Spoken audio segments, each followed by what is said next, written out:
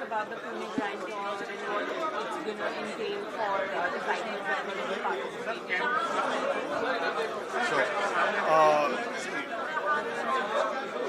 For the past 6-7 decades, cycling was one sport which was really popular and it picked up popularity worldwide.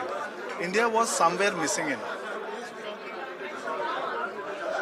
Pune Grand Tour, the whole concept originated about 8-9 months back when the government of Maharashtra and Cycling Federation of India met on a platform, and the whole discussion was about how to develop Maharashtra and specifically Pune as a tourist destination. And then the whole concept of getting cycling into the scheme of things happened.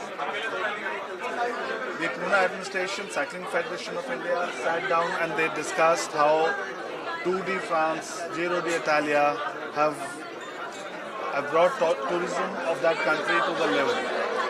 And then we went to UCI, we requested for registration of this event as a UCI 2.2, which India has never hosted.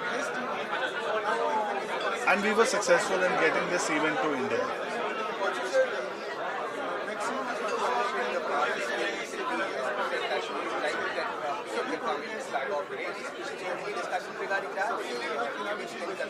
See, of course, being India's biggest ever event, would be blessed to have the Honorable Prime Minister inaugurating and flagging off the race. The discussions are still on, and we are quite hopeful that the Honorable Prime Minister, whose vision of a fitter India and how cycling fits into it, is going to align and he is going to make it for the event.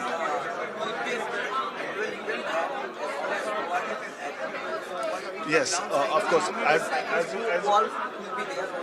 Yes, of course. As you heard the dignitaries on the stage and people from the Pune administration, they just mentioned that the whole concept and the whole idea of doing this event was not just a one-off event.